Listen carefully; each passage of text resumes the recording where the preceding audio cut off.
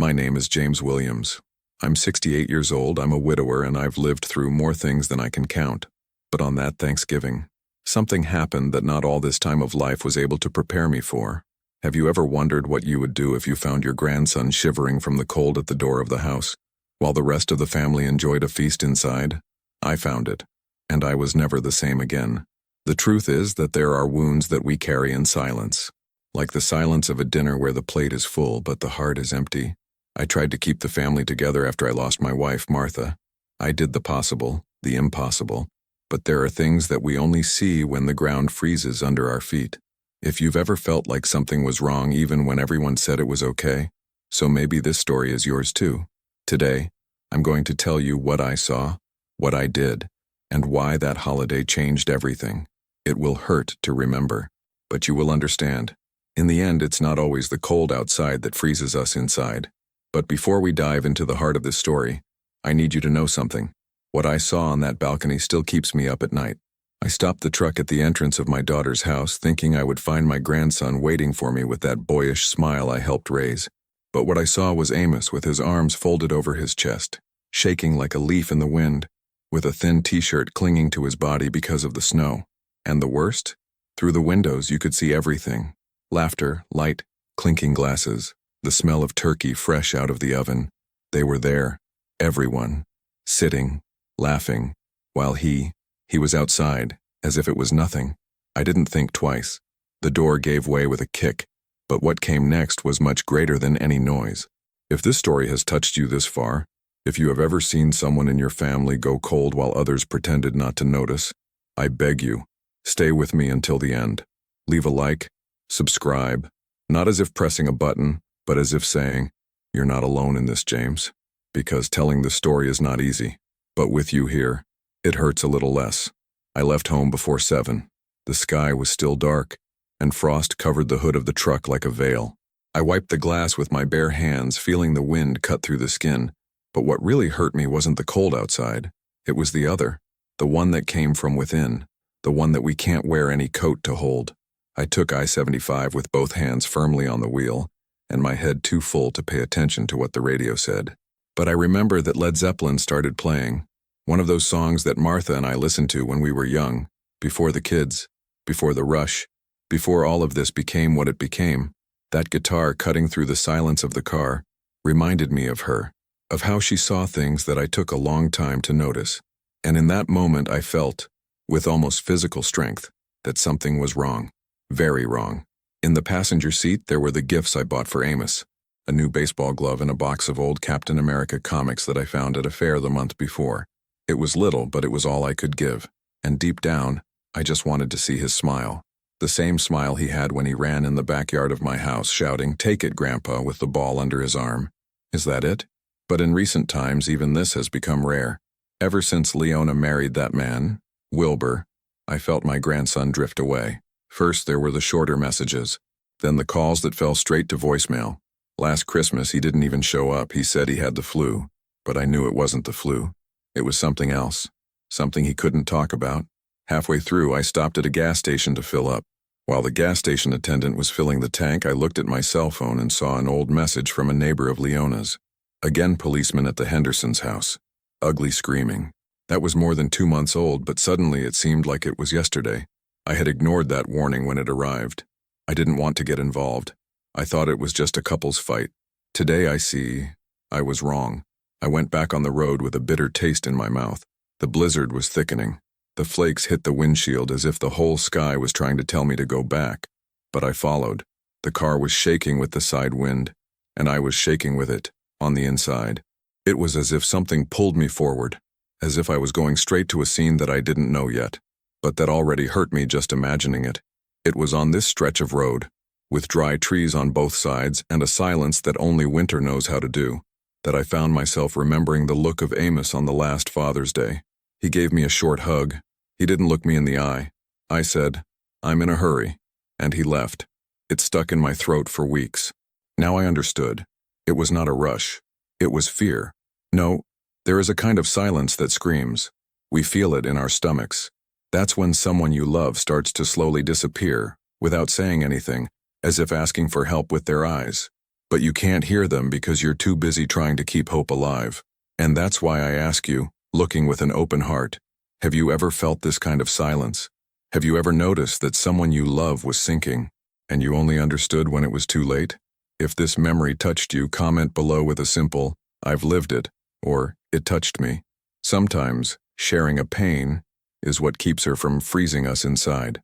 When I finally arrived in Cincinnati, I parked the truck on the usual street right in front of my daughter's house.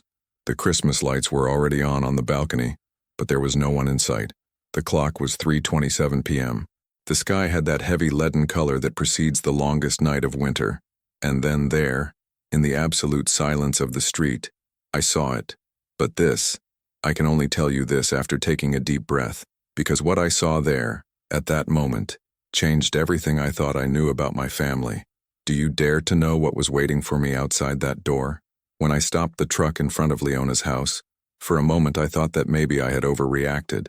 The porch lights flickered slowly, decorated with those red and gold bulbs that Martha loved so much. You could hear some music in the background.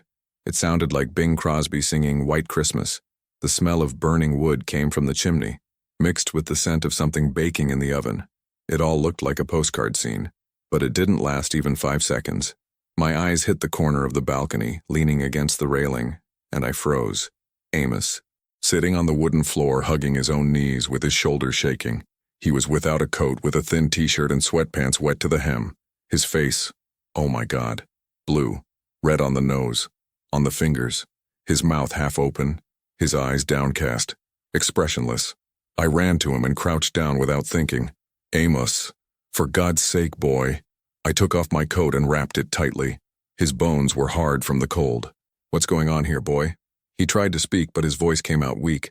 I leaned my forehead against his, trying to warm it with my body, with my soul. It was then that he said, very quietly, as if apologizing, "I can't go in. Wilbur locked me up." I stood still. My whole body froze. Not from the winter outside, but from what he had just said. Locked. Wilbur. My heart beat dry in my chest. I went to the door and tried the handle. Nothing. Locked. I gave 3 firm hits. No one answered. The sound of the music inside continued, now with laughter. I looked out the window next to the door. The family was reunited. Table set. Peru in the center, surrounded by side dishes. Leona served wine. 2 children were playing on the floor. And Wilbur smiled, raising a toast. It seemed like a happy scene. Seemed. But outside, my grandson was almost fainting from the cold. I took a deep breath, trying to understand. What led them to do this? How can anyone ignore a boy like that, especially on Thanksgiving? I took Amos in my arms like when he was little, and took him to the truck. I sat with him in the passenger seat, turned on the heater at maximum. "Everything will be fine, my son. It's going to be okay." I repeated more to myself than to him. He cried softly, as if he didn't want to bother, as if asking for help was a sin. And there I was, old, powerless, wanting to go back in time and pull this boy out of that place years ago. The car smelled of gasoline and old leather, but at least it was warm. Those tears of him falling soundlessly tore me inside. The music inside the house has changed. Now it was Frank Sinatra. Let it snow, let it snow, let it snow. And I thought, how does snow become a party soundtrack for some, and sentence of punishment for others? I found myself standing there between 2 worlds, the heat of hypocrisy and the cold of truth. And it was at that moment that I knew that I couldn't pretend that everything was okay anymore, that this time I would go to the end. But first I needed to know, what else did that boy have in store in his chest? Because that balcony was not the beginning of his pain. It was the end of the line. And who pushed him there? I was still inside that house, toasting. Do you have any idea what I found when he finally told me everything? The heater of the truck began to release a warm air, and I saw Amos's face slowly gaining color, as if life was slowly coming back into him. He curled up in the seat, his eyes still downcast, his chin trembling not only from the cold, but from something I knew well, shame. He was not ashamed of him. It was that pain that we carry when we think we don't even deserve the affection we receive. And there, holding my grandson's hand in silence, I began to remember everything I had ignored, everything that was right in front of me, and that, out of cowardice or distraction, I didn't want to see. I remembered a fishing trip we did on Lake Erie 2 summers ago. He was too quiet. I thought it was just teenage shyness. But when he took off his shirt to swim, I saw a bruise on his left shoulder, dark purple, almost black. I asked what it was. He said he fell off his bike. I accepted. I swallowed hard and didn't say anything else. Martha, if it were Martha there, she would have looked him in the eye and asked again, and he would have told. Because for her, no one lied for a long time. But me, I kept silent. I thought it was best not to poke. I preferred not to know. I also remembered a call earlier that winter when I tried to talk to him on his cell phone. He answered in a low voice. He said he had the flu. In the background, I heard a noise of a metal door slamming, and he remarked, "Wilbur made me sleep in the garage. He said that I should learn to respect the schedule." I laughed nervously. I thought it was an exaggeration. Joke. I even joked back, "Learning in the cold is a dose, huh, boy?" And he only replied, "Yes," with that pause at the end, that pause that echoes inside me today like a scream. There, inside the car, he began to count. Short, afraid. He said that Wilbur never liked him, who called him useless, dead weight. He said that some nights he went without dinner because he didn't help enough in the house, that he had to earn the right to eat by washing the basement floor, where he was sometimes locked. I slept downstairs, Grandpa, without a blanket, just with an old sleeping bag. I closed my eyes. I took a deep breath, and he continued. He told of a day when he knocked over a glass, and Wilbur made him kneel for hours in front of the sink. He said that he cried hidden in the bathroom because his mother said that strong men don't cry. The mother, Leona, my daughter, the same one I cradled in my arms when I was a baby, who took her to school holding the pink lunchbox with a Barbie sticker, the same one I defended when everyone said she was losing herself, that she was cold, that she was selfish. I said it was a phase, that she was going to mature, who deep down had his mother's heart. But now, listening to all that, I saw that her silence was the cruelest of all, because Wilbur was screaming, but she listened, and he did nothing, and maybe that hurt Amos even more. I didn't know where to keep this guilt. It was heavy, cold, and it lodged right in the center of my chest, because I've been close, and I was blind. I was present, but absent, where it mattered most. And then he told me something I'll never forget. With his eyes red and his voice almost gone, he said, "I just wanted someone to notice, that's all." That was like a stab, because he didn't want revenge, nor justice. He wanted to be seen. Is that it? And no one saw it. Me neither.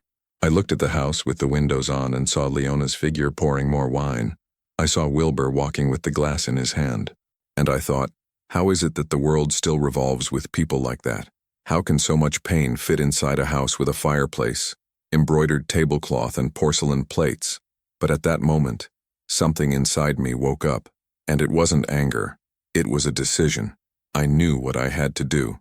But first, there was still something Amos had to tell, something he still held, something that, when it came to light, it made me completely lose my temper. Do you have the courage to listen to what he revealed to me on that bench, with his face turned to the ground and his soul asking for help? I remember it as if it were now, the way Amos looked at the dashboard of the truck, trying to organize the words before letting go of what he had been saving. The engine made a slight noise, and hot air began to form steam in the windows. The street outside was quiet, covered with snow, as if the world had stopped to listen to what he was going to say. "It was because of the oven," he began. I frowned. "Oven?" He nodded very slowly. "It was my turn to take care of the turkey timer, but I got distracted. I forgot to take it out of the oven at the right time. It got a little burned. Is that it? A silly mistake? A minimal detail?" And yet, he took a deep breath, his eyes starting to glow. Wilbur was furious. He told me to leave. He said I was going to learn to be responsible on the outside. His voice trembled. "He locked me up, Grandpa. He locked me out of the house, and he said that I would only come back when I learned to obey." I felt my jaw lock. "What about Leona?" I asked, even though I already knew the answer. "She saw it." He looked out the window. He saw me sitting on the porch, and he turned his back. 4 hours. That's what he said. I was there for 4 hours, until the fingertips go numb. I thought I was going to pass out. My breath failed. It wasn't about a turkey. It never was. It was about power, about control, about making an 18-year-old boy feel like nothing. I stood there with my hand squeezing the steering wheel tightly, trying not to scream, because screaming was not enough. It wasn't going to solve it, but action was necessary. Amos was silent. He lowered his head, and I understood. There, more than ever, I understood. That boy didn't need pity. He needed protection. And this time, I was going to give it, whatever the cost. The hand of the clock was almost 5 in the afternoon, and the car's thermometer said 5 degrees 6 outside. But inside me, it was hot that only those who have had their blood boil with impotence know what it is. I looked in the rearview mirror. The windows of the house were still illuminated. Wilbur's silhouette paced back and forth, satisfied. Leona appeared with a plate in her hand. Amos looked at me as if asking what I was going to do, and I just said, "Stay here."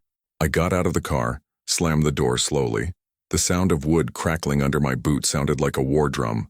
I'm here opening my heart, telling my story. If you're listening, leave a like on this video and subscribe to the channel because I still have a lot of things saved to tell you. Something that sometimes we don't even know it's hurting until we start talking. At that moment, I was no longer just the good grandfather who brought gifts and told old people's jokes. I was the man who survived the loss of his wife, the distance from his daughter, the silence of guilt. And now, it was time to break the cycle. But before opening that door, or rather, breaking it down, I had to decide, was it time to protect or was it time to teach? What would you do in my place? What if you saw the blood of your blood being treated like nothing within your own family? I remember the sound of wood breaking, a dry rumble that echoed through the neighborhood and silenced the music, the laughter, the clinking of glasses. The door gave way at first, 68 years on his back, but a lifetime of factory life and choking rage give more strength than it seems. The warm air from the house hit my face like a slap. I entered without thinking, with Amos still huddled in my coat, his eyes scared, his body too light. The room was frozen in time. Leona in the corner, the spoon slipping from her hand and falling on the white towel. Wilbur was standing, his carving knife raised, his expression confused between surprise and irritation. The 2 children frozen, one of them with a piece of puree standing on his fork. Everything was perfect. The table was set, the turkey was browned, the candles were lit. Everything, except what was human inside. 4 o'clock, I shouted. My voice echoed off the walls. 4 hours outside, with the cold cutting through the air while you ate inside as if nothing had happened. No one moved. The noise of the wood in the fireplace seemed to mock me. Leona tried to speak, but her voice died in her throat. Wilbur was the first to pull himself together. He left the knife on the table and straightened his shirt, with that air of superiority that cowardly men have when they think they rule the world. "Mr. Williams, you can't just break into my house." I laughed, a bitter laugh which hurt more than it relieved. "Invasion is what you do to this boy. I went in to save it." He frowned. "No one needs salvation here. I was just learning discipline." "Discipline?" I repeated, almost spitting out the word. "Is that what they call it now? Lock a boy outside at -5 degrees? He shrugged his shoulders without a shred of regret. "Life is hard. Better for him to learn now than later." I took a step forward. The sound of my boot on the floor made the floor vibrate. "He's a boy, not a soldier." I looked at Leona. "And you? Do you stand there, watching it?" She trembled, holding the edge of the table. "Dad, please, don't do that here." "Not to do what? Tell the truth? To say that I raised a daughter who turned her back on her own son?" She began to cry, but her crying did not move me. No more. It was too late for tears. What moved me was the sound of Amos's tooth chattering, the sound of the cold coming out of his body as he huddled in a corner of the room trying to get away. "Look at him, Leona," I shouted. "Look at what you let happen." Wilbur stepped forward, his voice firm and cynical. "Enough. Inside here I rule, and he has already learned his lesson." "Oh, he did, yes," I replied, walking until I came face to face with that man.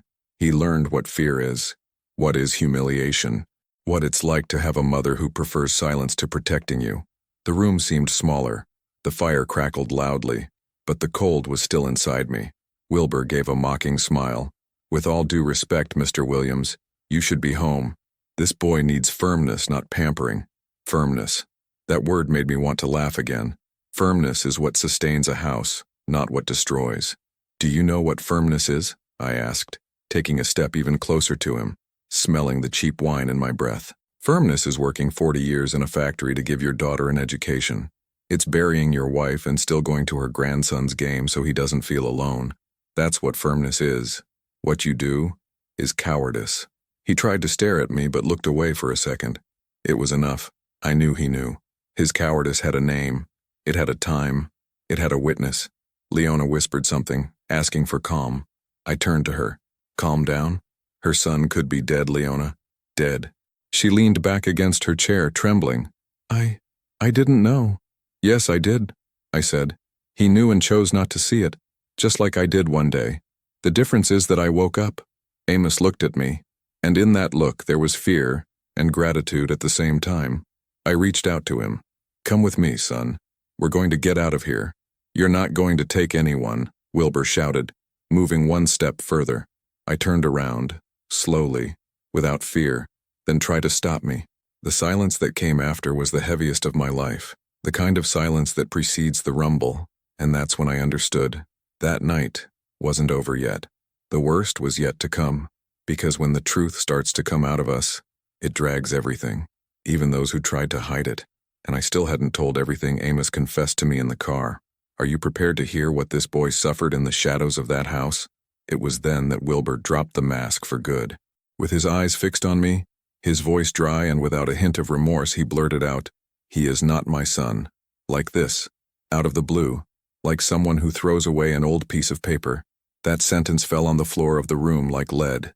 There was no screaming. There was no drama. Only a silence that came later. A silence that seemed to steal the air. I looked at Amos. I saw his eyes wither there, in front of me, as if someone had blown out the last candle lit inside his chest. He lowered his face. He didn't even cry. He just stood still, shrunk. Those words had been spoken before. I saw in his eyes that it wasn't the first time he had heard that.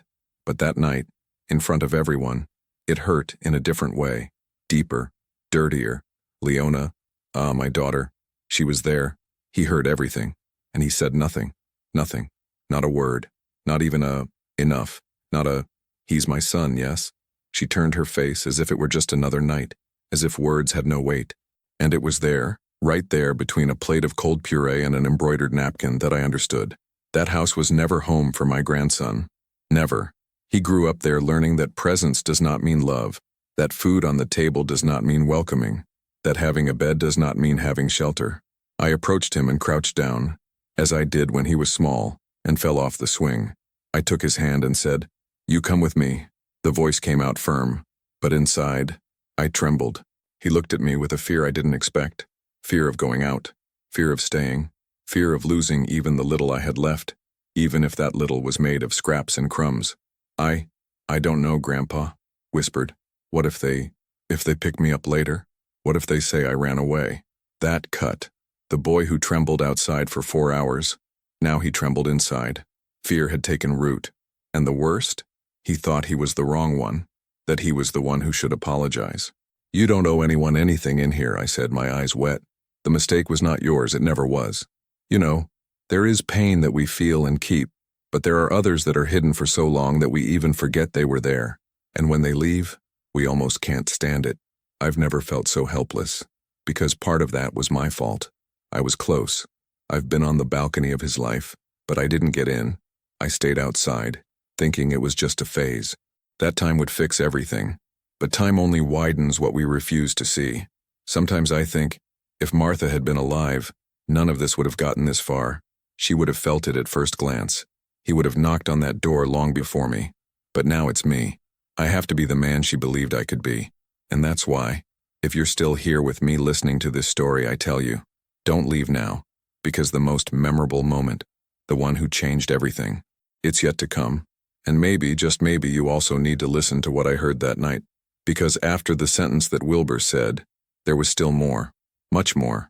And what Amos told me next, it was what sealed what I was going to do in that house.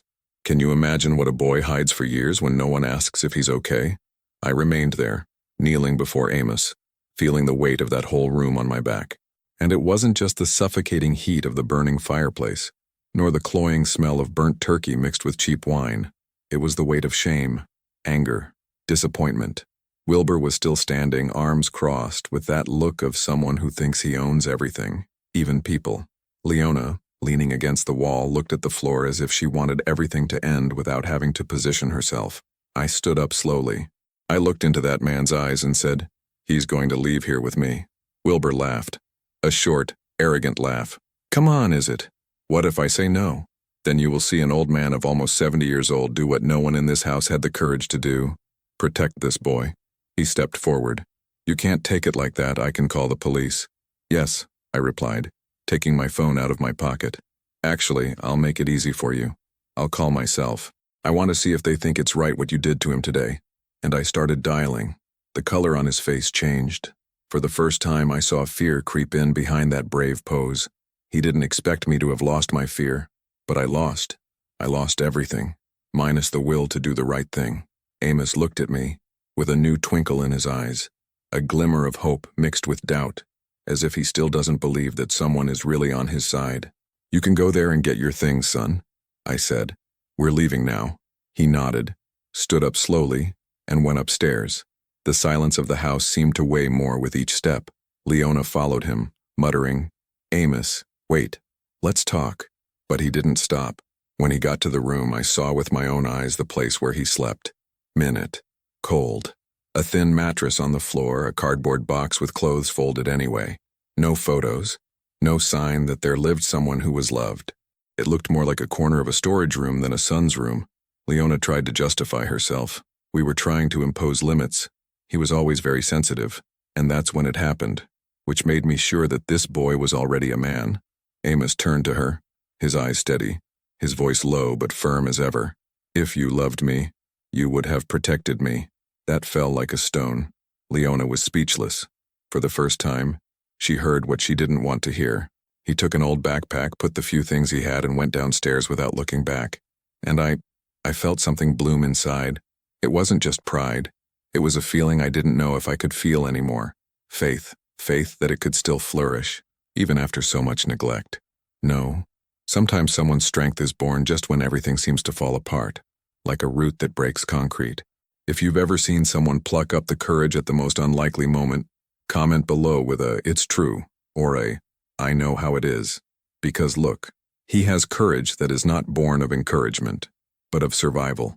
Amos passed me, and I opened the door. The cold wind hit us, but this time it was like a breath of freedom. We left without saying goodbye. No farewell, no promises, just the certainty that that place didn't deserve another second of his presence. We walked in silence to the truck. The sky was beginning to darken and the snow was slowly falling as if it wanted to cover it all forever. But before starting, I looked in the rearview mirror, and I saw something that made me stop my hand on the key. Inside the house behind the kitchen curtain, a shadow watched me. And something in that shadow, it made me realize that that story wasn't over yet. Can you guess what else I found out about that house after we left? Because the worst was yet to come. The road back to Dayton was silent. Amos stared out the passenger window, his eyes lost in the street lights and his head leaning against the glass. I just wanted to get home, give him a hot shower, a decent meal, and a real blanket. On the radio, the same station that used to play Christmas music now played the news of the day. But none of that mattered. The only news that interested me was that my grandson was alive, and finally free from that hell. When I parked in the garage, I felt my body tremble with fatigue. It wasn't the fatigue of the physique. It was another, deeper, older, more worn. I opened the door, turned on the lights, and for the first time in a long time that house seemed to have a soul again. Martha would be proud. I was sure of that. Amos took a shower, ate 2 servings of chili I had in the freezer, and tucked himself into the couch with a blanket up to his nose. I stared at him from the kitchen and thought, maybe now we'll have a chance to start over. But this peace was short-lived. Very little. Around 10 p.m., someone knocked on the door. 3 dry beats. When I opened it, 2 police officers were there. One of them held a clipboard. The other, his hand near his waist, in his holster. James Williams? Asked the one in front. It's me. We have received a report of kidnapping involving his grandson, Amos Henderson. My blood ran cold, not because of fear, but for the revolt. Kidnapping? I repeated. It was Wilbur, wasn't it? He called you. The policeman looked at the clipboard, then nodded. Yes, sir. He and his wife, Leona. I looked back and saw Amos standing in the hallway. His shoulders shrugged. My grandson has not been kidnapped, I said slowly. He was rescued. The policeman looked at him. Are you Amos? He nodded. Was he brought here against his will? Amos shook his head. No, sir. Do you confirm that you were left outside the house this afternoon? Yes, sir. For 4 hours. No coat. Why? Amos took a deep breath. The voice came out low but clear. Because I let the turkey burn. Wilbur locked me out. He said it was to learn. He always does that. The second policeman, who until then had only observed, frowned. Always? Yes. Already left me in the basement, in the garage. Sometimes I go without dinner. The first wrote everything down. Did your mother know? Silence. Amos hesitated, and that's when Leona appeared, behind the police. She came in the same clothes as at dinner, her hair tied up in a hurry, her eyes red. Yes, I did, she said. The voice is weak but firm. I knew, and I didn't do anything. I didn't know how to get out of it. I thought it was better not to see it. The police officers looked at each other. The second came in and asked to see Amos's room. I pointed it out. He returned 5 minutes later, his face tense. There are signs of mistreatment. The mattress is unsuitable, and there are bruises on his arm. Leona began to cry. Wilbur appeared soon after, shouting from the sidewalk. This old man took him out of my house. I'm going to sue you. He has no authority at all. The first policeman came out and went to him. Mr. Wilbur Henderson, you are being held on suspicion of child abuse, parental neglect, and false reporting. This is absurd. This old man is manipulating everything. But it was too late. The handcuffs flashed on his wrist, and for the first time, he was silenced, without needing punches or screaming, only with the truth. Amos watched it all in silence. I looked at him, and he looked at me. There was no smile, but there was relief. A relief that needs no words. Leona was taken in another vehicle under allegation of complicity. He cried so much that he could hardly walk. And there, in front of my house, under the dark November sky and the snow starting to fall again, I felt the weight leave my shoulders. Justice had begun, in the simplest way, with the truth. You know, there are things that we think will never happen, and when it happens, we just want to breathe. But that story isn't over yet, because what Amos revealed to me after that night, it was something that changed everything I thought about my own daughter. Are you ready to find out how far her omission was able to go? The house was full of silences, but it was a different silence, not that heavy, fearful silence of those who tiptoe not to wake up the monster.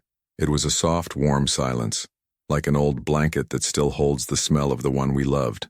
When we crossed the door, Amos stopped on the doorway mat and looked around. The walls of the living room with the old photos, the corner lamp that Martha always left on cold nights, and her blanket, folded neatly over the sofa. He didn't say anything, but I saw it in the way he took a deeper breath. It was as if his chest was finally allowed to open. You can leave your backpack there on the couch, I said, and take off those wet sneakers, otherwise Martha will come here to fight me. He smiled slightly, and it was the first time I had seen his face without the shadow of fear. I went to the kitchen, opened the fridge, and started to separate what I had.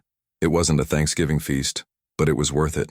A few pieces of chicken, carrots, potatoes, a little bit of rice. I put everything on the fire while Amos watched me from the doorframe, half not knowing what to do with his hands. Do you want to help me with the dishes? He approached slowly. He took 2 plates and placed them on the table. The cutlery was a little crooked, but I didn't touch it. There was beauty there. When the food was ready, I served each one with the same care. He looked at his own plate, hesitated. Can I eat it all? Of course it can. Here. No one needs to earn the right to food. Here. You don't have to prove that you deserve to exist. He bit his lip. He lowered his head. And he ate. He ate like someone who still doesn't believe he can. The radio played softly. Some old music that Martha and I used to listen to on Sunday afternoons. The smell of the food. The rattling of the fork on the plate. The heat of the stove still on. It was as if life was, little by little, fitting back inside him. And inside me too. After dinner he wanted to wash the dishes. Not out of obligation, but as someone who tries to thank you. I let him. And after that I sat with him on the couch, covered his legs with Martha's blanket, and we stayed there, in silence, but a good silence, a silence of peace. I didn't know there was a house without screaming, he said. There is, and yours starts here. The following days were similar. We woke up early. I made coffee, strong as I like it, and left him a hot chocolate. The bathroom warmed, the towel folded, the bed made. Amos was still frightened by slamming doors or noises in the hallway, but less and less. I noticed that little by little he began to walk more firmly around the house, opening the fridge without asking, turning on the radio when I wasn't. That for me was victory. No, If this piece of my life can become a mirror or a hug for someone, help me carry it forward. Like and subscribe here to the channel. It makes more difference than you think. Sometimes all a boy needs is not a pretty speech. It's a hot cup at the end of the day and someone who says, "You're safe now." Only, even though peace has finally come, the past still whispers, and Amos still carries secrets that he didn't tell me. At least, not all. And what will he reveal at the next dinner? It's something that even I wasn't prepared to hear. Have you ever wondered what can be hidden in the silence of someone who has been forced to shut up for years? That morning started like so many others since Amos came to live with me. Me, with my strong coffee in the cracked crockery cup, and him there, in the living room, dusting the furniture with that care that only those who learn to live by walking on eggshells can have. But something about that Friday was different. The sun came in through the window in a cleaner way, and the smell of wood and thyme in the house seemed more alive. From where I was in the kitchen, I could see when he stopped in front of the shelf. He stood there staring at a picture frame. It was a photo of Martha sitting on the bench in the backyard with the guitar on her lap. She smiled with that serene look that only she had, the gaze of one who knew how to listen, even to the silence of others. "She was pretty," he said without looking at me. Yes, it was, and damned. When I picked up the guitar, the sadness was hidden. He approached the frame, ran his finger over the dusty glass. She said something about music being medicine of the soul, I added. She said that there is pain that we don't talk about, but that the music understands. Amos took a deep breath. I always wanted to learn, but Wilbur said it was a vagabond thing. That hurt more than it should have, not only because it showed another wound that he carried, but because it revealed the size of the silent violence that was imposed on him, to take away even the right to dream. I was silent for a few seconds. Then I went to the back room. I opened the closet where Martha and I kept the things we didn't want to forget. There was the guitar, same as in the photo, the neck a little warped, the strings old, but still whole. I came back with it in my hands. Amos looked at me as if I were carrying a relic. "She wanted you to have this one day," I said, extending it to him. He didn't catch it right away.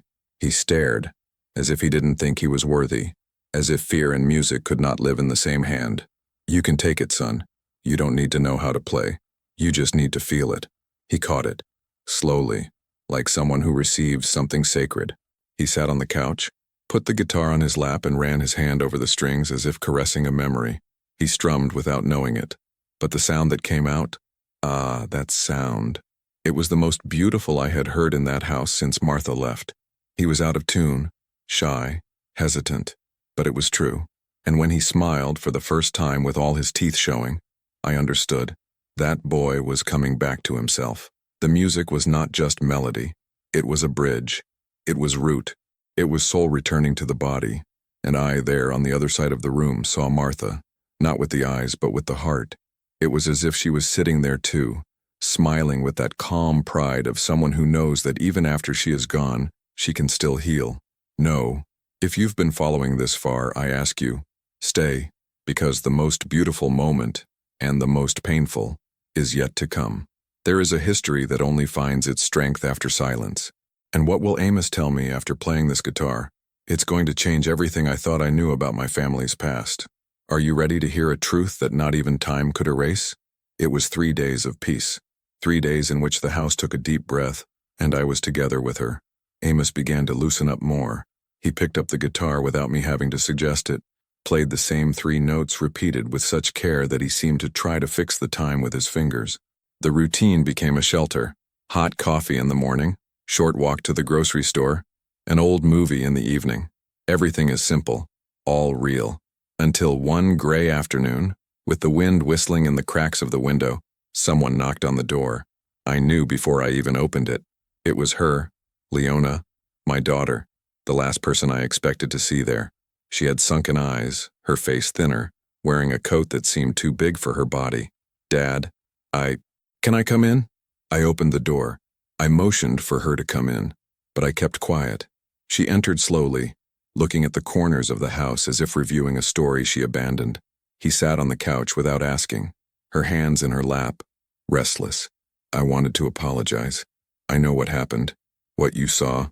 It was horrible. But it's not simple, Dad. Wilbur would have me believe that I couldn't face." I remained silent. She looked me in the eyes.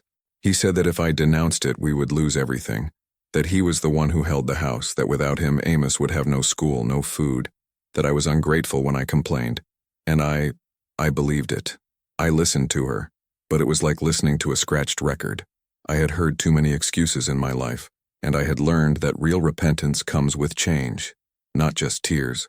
And when he locked his son in the basement, did you also believe that it was love? She lowered her eyes.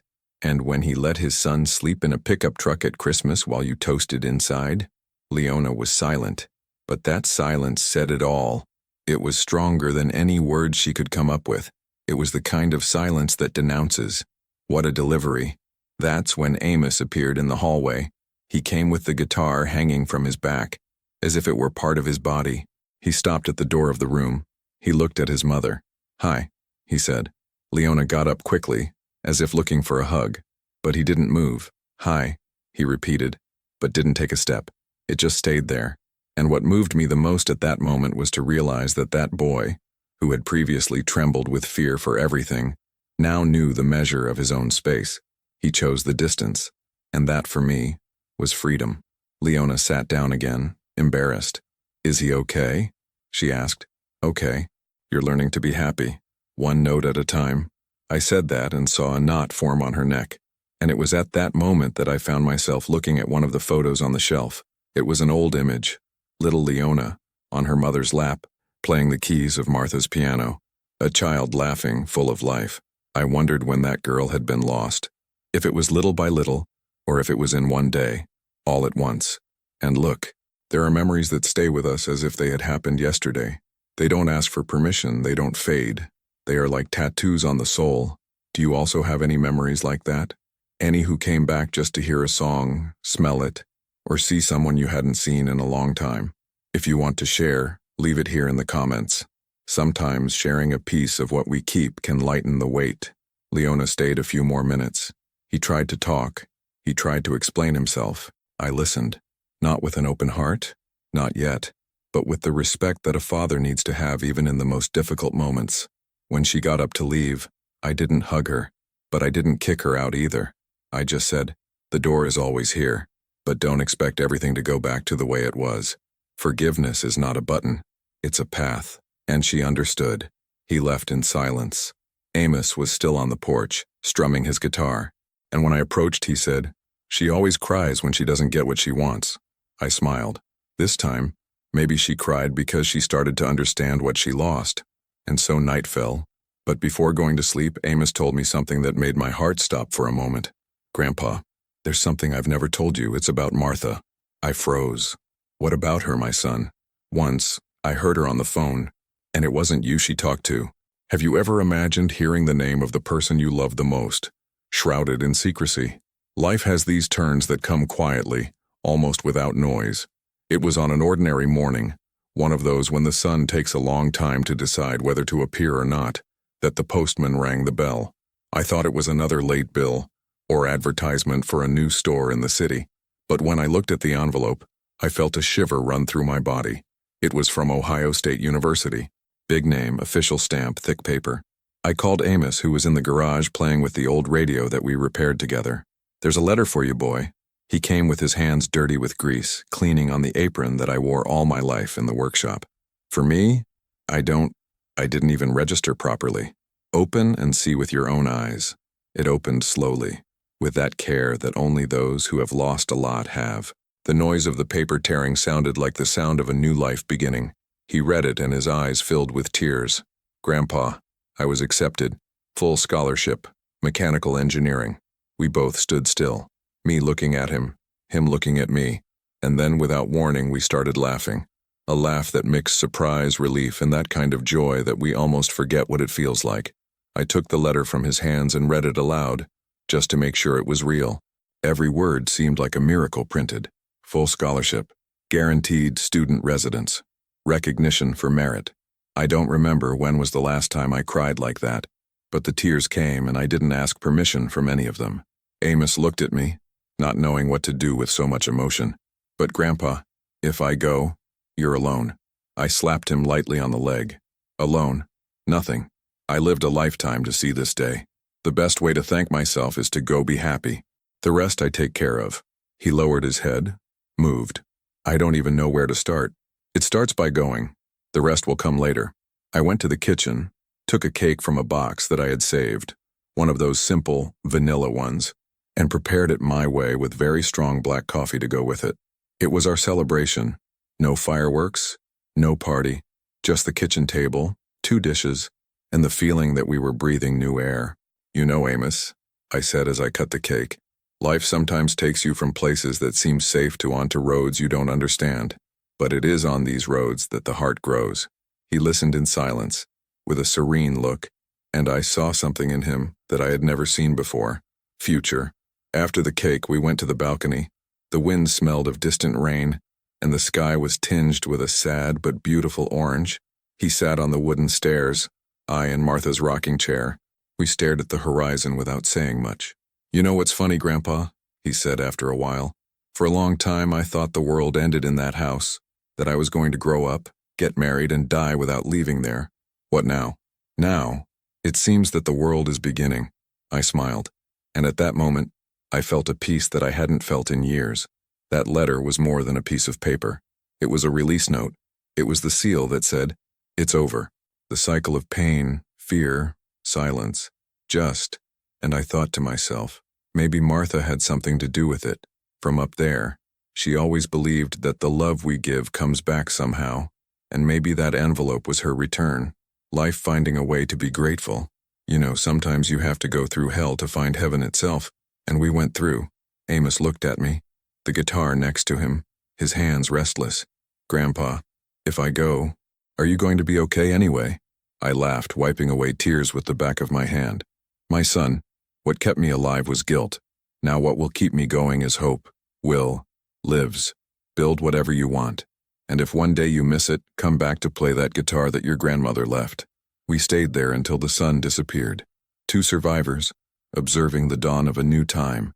But, as life always does, fate still had one last turn on the way. Something that would come from an unexpected visit a few days later. A visit that would bring a truth that even I, with all my years, was not prepared to face. Have you ever felt that, when everything finally seems to fall into place, the past comes back to knock on the door? I never imagined that, at 68, I would feel that kind of energy again. The urge to build something from scratch. But that's exactly what happened when I decided to turn the basement into a new room for Amos. That same basement he described as fearful, cold, and dark would now be the opposite. Light, color, and life. The idea came suddenly, on a Saturday morning, when I saw him studying at the kitchen table, with the books scattered and the guitar leaning against the chair. The boy who used to live shy now occupied the space naturally, and this gave me a kind of pride that I can't explain. I went to the basement just to take a look, but when I opened the door and smelled that smell of mold and damp wood, I understood what I needed to do. It was there that the past had left its marks, and it was also there that we were going to rewrite history. I called Bill, my neighbor, a carpenter with firm hands and a good heart. "Do you really want to mess with this whole place?" he asked, laughing. "I want to, and I want to do it right, no rush." We spent days removing rubble, sanding the floor, covering cracks. Amos would go down with me, help hold the boards, learn how to use the hammer, the level, the sandpaper. In the beginning, he asked all the time if he was doing it right. After a few days, I didn't even ask for it anymore. Did, and he did it well. "Choose the color of the wall," I said. He thought for a while and replied, "Blue, the color of the sky I saw from the balcony, when I still dreamed of leaving there. And it was this color that we put on, light blue." When the paint dried, the basement looked like another place. I installed a small heater in the corner, put in a new floor, and Bill helped make a simple bookshelf for him to store the books and comics. Every hammer I gave seemed more like work. It was confession. It was forgiveness. It was reparation. The sound of the nail entering the wood sounded like a kind of baptism. Amos hung his comics on the wall, Captain America, Iron Man, the Hulk, and said, "Now it looks like mine." I laughed. "It's yours, boy, from top to bottom." Then I hung above the door a small sign that Martha had had made many years ago, when Leona was still a girl. It was kept in a box with her memories, and I had never had the courage to touch it. The sign read, "You deserve more than what the world has given you." I put it there for him, but also for me, because maybe life was hard for both of us, but at that moment we were proving that we could still rebuild. At night, Amos lay down in the new bed, and I stood in the doorway watching. "It's too good, Grandpa. Warm, clean, mine. It's just the beginning, son. The house has learned to breathe again, and so did I." He smiled with that same calm look that Martha had. It was amazing how, from time to time, I saw a trace of her in him, not in appearance, but in soul. And that's when I realized I wasn't just taking care of a grandchild. I was taking care of the last living part of the woman who taught me to love the simple. When I turned off the light, I climbed the stairs slowly, feeling that each step was a memory that, little by little, stopped hurting. The next day, the smell of paint still hung in the air, mixed with the aroma of fresh coffee. The sun was beating down differently through the windows. It was as if the whole house had understood that a new story now lived there. But fate, this stubborn old man, had not yet left me alone. Because days later, a letter arrived.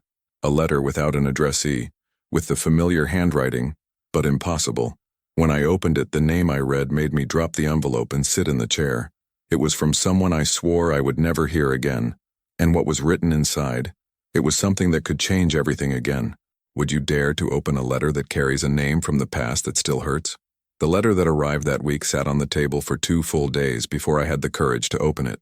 It was just a brown envelope, without a sender, with my name written by hand. But I recognized that handwriting. It was Leona's. The letter still trembled like hers when she was a child and she tried to write her own name in her homework. I opened it slowly, like someone defusing a bomb. Inside there were a few lines. She said that Wilbur's trial was scheduled and that the judge had asked for my testimony. She also said that she didn't know if I would go, but that she hoped that somehow I would be able to look at her without so much resentment. I folded the paper and was silent. The clock was almost 8 o'clock at night, and outside the wind howled. I looked at Martha's picture on the shelf and thought about how much she hated courts, confusion, noise. She always said that true justice was the one that returned peace, not revenge. And maybe that's what I needed to look for. When I told Amos, he turned pale. "I'll also have to talk, right, Grandpa?" "Yes, you will, son." But he speaks his way, not angry, only with the truth. On the day of the trial, the cold was biting. I put on my old suit, the one that Martha said made me look like a church pastor, and we went together. The Dayton courthouse was a gray building, large but empty inside, as if the air inside was afraid to breathe. When we entered, I saw Leona sitting on one of the benches, with her hands clasped together. She looked at me, but I didn't return the look. I still couldn't. On the other side, Wilbur, without handcuffs but with his face downcast, his hair disheveled. He looked smaller, not physically but in spirit. He was a man who no longer knew where to hide his shadow. The judge entered. Everyone stood up, and silence set in. The prosecutor began by reading the case. Every word seemed to echo in my head like a hammer. Negligence, mistreatment, prolonged isolation, food deprivation. I closed my eyes and heard the sound of rain beating on the window. It was as if time had returned to that balcony, where I found my grandson shivering with cold. They called Amos first. The boy walked steadily, with Martha's guitar still in his memory, and sat down in front of the microphone. "Do you understand why you are here today, Amos?" asked the judge. "I see, sir." "And what would you like to say about what happened?" Amos took a deep breath. "I just want them to stop saying it was discipline.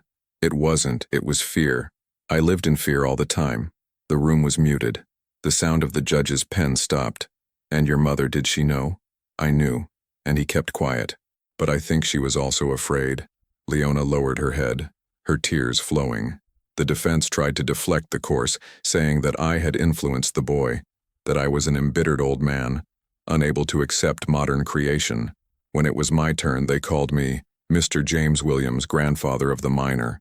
I sat down, looked at the judge, and said, "Lord, I've lived long enough to know that love isn't control, and that respect is not born of fear.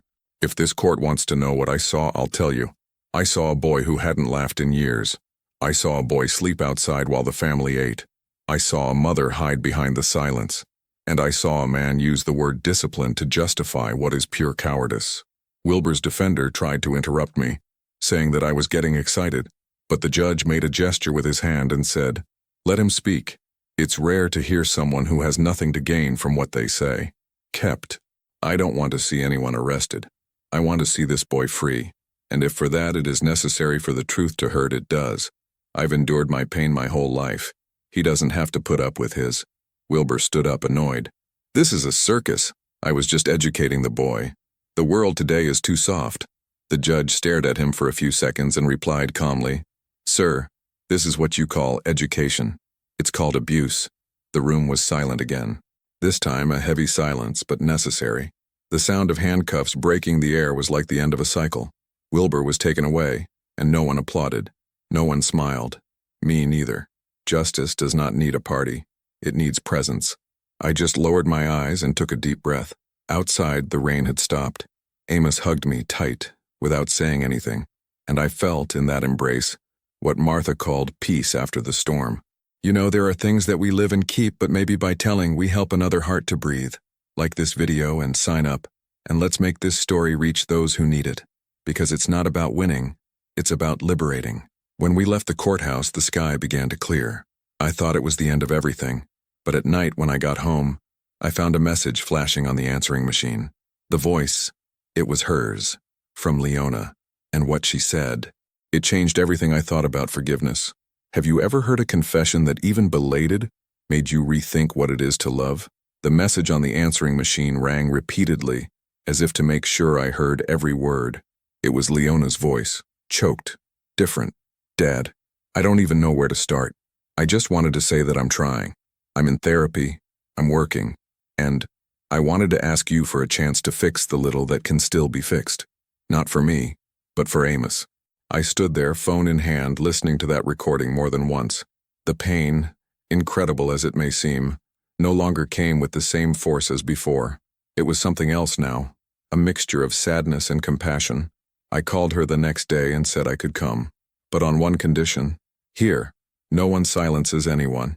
She agreed. He arrived 2 days later with a small suitcase and a tired look. The house was different, alive, warm. Amos studied at the table and the smell of fresh coffee filled the air. When she entered, he looked up, hesitated, but did not flee. Hi, Mom, she replied quietly. Hi, my love. That was it. 2 words. But they could try. The beginning of something that had been interrupted for years. She stayed in the guest room, and the first few days were strange. The silence between mother and son was delicate territory, full of unspoken words and old fears. But little by little, little things began to change.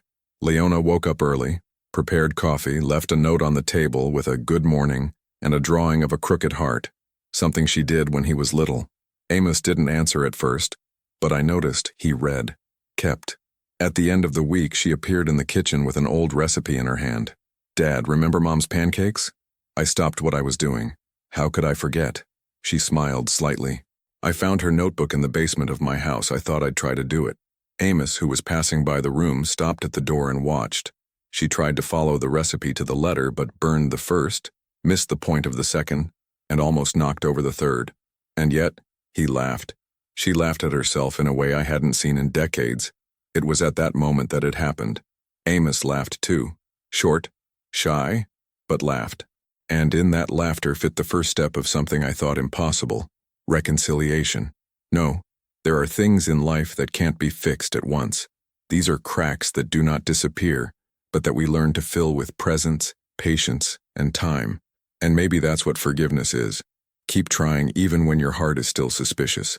If you've ever seen someone try to rebuild a bond that time and pain have broken, stay with me until the end. Because the most beautiful moment in this story is yet to come, and it happens when you least expect it. That night, the house looked different. The sound of the fork hitting the plate, the pan sizzling, and Leona asking if the salt was ready. They were common sounds, but to me, they sounded like a miracle. Amos helped set the table, and when she fumbled with the frying pan, he walked over to her and grabbed the handle to keep it from falling. They looked at each other, and in that instant I knew there was a beginning of forgiveness there. I sat in the armchair and watched. The crackling fire, the smell of pancakes in the air, and that feeling I hadn't felt since Martha left, that of home. When we finished eating, Leona looked at me and said, Dad, thank you for not giving up on us. I just replied, it was never about giving up. It was about waiting for the right time. The night progressed and I stayed awake a little longer, listening to the shy laughter coming from the kitchen. It was the sound of life taking up space again. But fate, as always, does not like quiet endings, because the next day, the phone rang again, and what I heard on the other end of the line It made me understand that our family's history still had one last, hidden wound, ready to bleed. Do you believe that even after justice and forgiveness, life still holds secrets capable of changing everything? I woke up early that day. The sun had not yet overcome the cold, and the fog covered the yard like an old sheet. It was March 14th, the day Martha had her birthday. Since she passed away, this date has always weighed on me. I used to go to the garden, light a candle near the flowers she planted, and stay in silence for a while. But that morning before leaving, I noticed something different on the kitchen table. An envelope. White, simple, with my name written by hand. The handwriting was by Amos. I sat down slowly, adjusted my glasses, and opened the envelope. Inside, a paper folded into 3 parts. I took a deep breath before I started reading. Grandpa, today is Grandma's birthday, and I wanted to thank you. You gave me more than shelter. You gave me a second chance to believe in good people, to understand that not all love hurts, that sometimes love is just silence and hot coffee. I'm writing to say that I decided to change course. I'm not going to do engineering anymore. I want to do social work. I want to help kids like me, who grew up thinking the world is too cold a place for them. I want to show that someone can always show up, as you appeared to me. One day, if I am half the man you were, I will be satisfied. Love, Amos. I stared at those lines for long minutes, and each word seemed to have the weight of a lifetime. The paper trembled in my hands, but not from weakness. It was pure emotion. I leaned back in my chair and let my eyes wander around the house. Martha's blanket was still on the couch, her guitar leaning against the wall, and the sign in Amos's room glowed with the reflection of the morning light. Everything about her seemed to talk to me at that moment. I went to the closet in the hallway and picked up the box where Martha kept the important documents: bank papers, the marriage certificate, her notes, old letters. I kept Amos's letter there, among her memories, because somehow I felt that the two belonged to the same place. Then I went to the garden. The land was still damp because of the rain from the night before. I took a small daisy seedling, her favorite flower, and started digging with my hands. With each handful of land, it seemed that the past was transformed into forgiveness. When I finished, I arranged the plant in the bed, wiped my hands on my pants, and stood there in silence. The wind blew lightly, as if time itself had slowed down. And then I said quietly, "You would be proud, my love. We did it." The tears came, but not of pain. It was a cry of liberation, of someone who knows that life, no matter how crooked, can still flourish. I looked up at the sky and could almost hear her laughter mixed with the sound of the wind. Inside, I heard the noise of the kettle. Leona was making coffee, and Amos was saying something about a lecture he wanted to organize at school. It was life, simple and noisy, just the way Martha always wanted. I took a deep breath and smiled. But just when I thought the day would end peacefully, the phone rang. An unknown number. I answered, and a woman's voice, firm but trembling, asked, "Mr. James Williams? Here it is from the infirmary of the state penitentiary. Could you come here today? It's about Mr. Wilbur Henderson." I was mute for a few seconds. Her voice insisted. "He asked to see him. He said he has something to confess. Would you go if the man who destroyed your family asked to see you before he died?" The next day I woke up with a heavy heart. The night before had been long, and the words of the girl from the penitentiary did not leave my head. He asked to see him. He said he has something to confess. I stared at the ceiling for a while, wondering if it was worth it. Part of me wanted to forget. The other, I needed to understand. I took the car and went. The road to Columbus was long, cold, but silent. I thought about all that this man had taken away, from my daughter, from my grandson, from my own faith in humanity. When I arrived, they led me to a simple room with the smell of disinfectant and old coffee. Wilbur was there, thinner, his face haggard, his eyes sunken. When he saw me, he tried to smile, but he couldn't. "Thank you for coming, James," he said, his voice hoarse. "I didn't come for you," I replied. "I came to know what else you still have to destroy." He lowered his head. "I know that nothing I say changes what I did, but there's one thing you need to hear. I found out, shortly before I was arrested, that Amos's real father is not me." I was silent. Those words seemed to make no sense. "What's it like, Leona?" "Before marrying me, she had an affair with a man who worked with her. When she found out I was pregnant, I was already in love and said I would raise the boy as if he were mine. But then the grudge grew, and I began to see in the boy a constant reminder of lying. I stood still, without reaction, not out of pity, but because I suddenly understood the size of the web in which we were all trapped. So all your cruelty came from that, I asked. No, it came from myself. I was already rotten before all this. He coughed, panting. But the boy, he deserves to know that his blood is not mine, that he is free even in this. I just nodded. I left the room in silence without looking back. In the car, I stood for a while watching the rain hit the windshield. Free even in that. His words echoed in my head. I came home lighter than I expected. Not because he had forgiven, but because somehow the entire past seemed to have been emptied. The cycle was closing. Days later, Amos called me from the university. Grandpa, I have a talent show on Saturday. It's nothing big, but I wanted you to come. I will, of course. And I went. It was a cold night, but the auditorium was full of light. When I entered, a girl from the organization handed me a badge written, Family Guest. I sat in the front row, and there, when the curtains opened and I saw my grandson going on stage with Martha's guitar, my heart almost didn't fit in my chest. He took a deep breath, looked at the audience, and started playing. Old songs, the ones she sang. Each chord felt like a conversation between the past and the present. The audience gradually became silent, until only his voice remained. And I felt like I wasn't alone, that Martha somehow was there too, sitting next to me, smiling in that way that mixed pride and longing. When he finished, the whole theater stood up to applaud, but I didn't clap my hands. I just stared, with trembling hands and teary eyes. That boy, the same one who one day shivered with cold on the porch, was now living proof that love still wins, even after so much winter. I waited outside, leaning against the car. When he left, still holding the guitar, he said nothing. I just hugged him, and that hug was worth more than any words. We returned home in silence without turning on the radio. The sound of the wind hitting the glass and the sound of the road were enough. Leona was waiting for us in the kitchen, with hot chocolate and the smell of cake in the air. 3 generations marked by loss but united by courage. When I went up to the room, I stopped in front of Martha's photo on the wall. She held the same guitar that was now in her grandson's hands. I smiled and said, "You still live here, in us." I turned off the light thinking that the story ended there, but the next morning, I found something under the door, an envelope with no sender, and inside it, a single photograph. And what I saw in that image made the past move again. Do you want to know what was in that photo? And why did she change everything in the end? Inside the envelope was an old photograph. In it, Martha held a baby in her arms, and behind her in the background a man I had never seen. On the back, a soft handwriting read, "To James, with eternal love, thank you for taking care of him better than I could." For a moment, time stopped. Those words, coming from the distant past, said everything without having to explain anything. Perhaps that man was Amos's real father. Maybe Martha already knew. Maybe she had promised to keep the secret to protect her daughter.